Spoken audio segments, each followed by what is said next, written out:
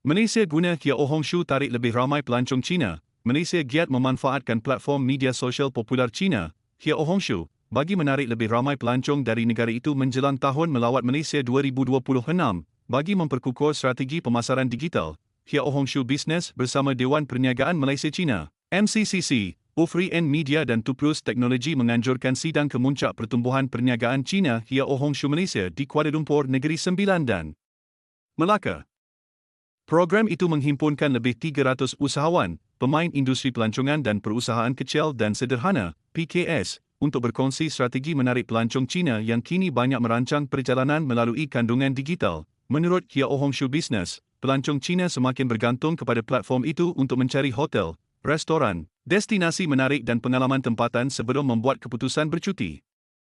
Trend tersebut membuka peluang kepada pengusaha pelancongan, hotel, restoran serta PKS Malaysia meningkatkan kehadiran digital mereka bagi menembusi pasaran Cina. MCCC memaklumkan pihaknya akan terus mengukuhkan kerjasama antara Malaysia dan China dalam sektor pelancongan, perdagangan serta ekonomi digital bagi merancarkan pertumbuhan kedua-dua negara.